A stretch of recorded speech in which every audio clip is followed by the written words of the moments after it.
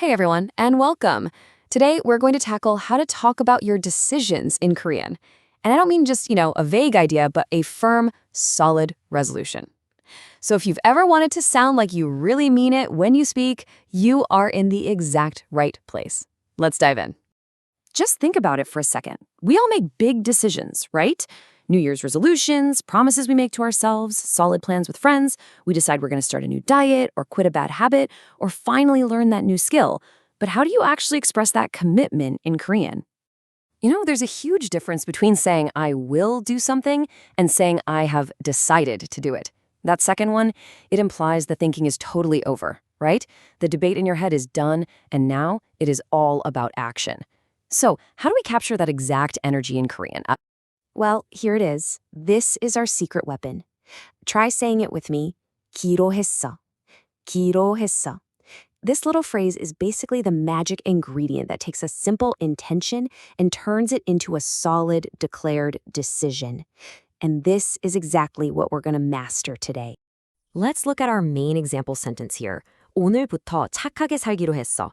From today, I've decided to live a good, kind life. It's pretty powerful, isn't it? You can really feel the resolution in that statement. Okay, so now let's break down how you can build sentences just like this one. Now, for the best part. This powerful pattern, it is incredibly simple to use. Seriously, there are no complicated conjugation rules, no weird exceptions you have to memorize. It's just a straightforward plug-and-play formula. It's really just a simple three-step process. First, you take any verb in its dictionary form, like 가다, which means to go. Step 2, you just chop off the tha at the end. That leaves you with the verb stem, so in this case, 가. And finally, you just attach our magic phrase, 기로했어.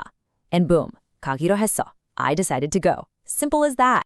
And you can see right here just how consistent this rule is. It doesn't matter what the verb is. 먹다, to eat, becomes 먹기로 했어. I decided to eat. 하다, to do, becomes 하기로 했어. I decided to do it. And a really useful one, 끊다, to quit, becomes 끊기로 했어. I decided to quit. So simple and so effective. Okay, so we've got the mechanics down. Easy enough, but you know that grammar is way more than just rules. It's all about the feeling and the nuance. And the vibe of 기로했어, that's where its real power is. This isn't just for casual plans. We're talking about commitments. Okay, now this is the crucial point, so listen up.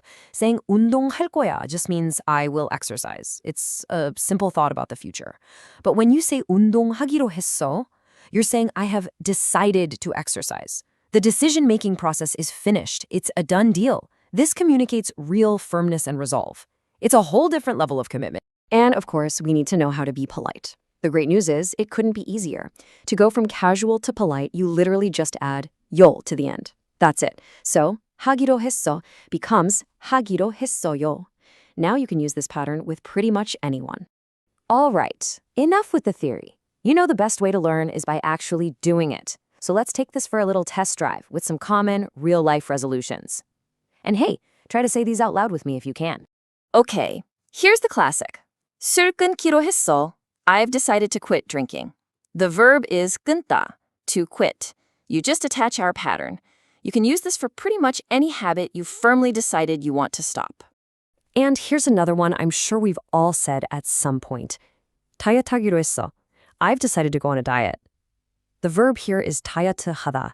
You just drop the da and add our pattern. See how natural that sounds? It's a powerful statement. And here's that agreement example in action. 내일 만나기로 했어.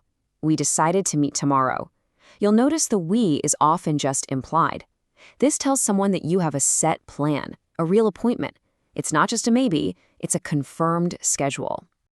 Okay, so you've seen how it works. Now it's time to check your understanding. I'm going to give you a really common scenario, and you just have to pick the best response. Ready?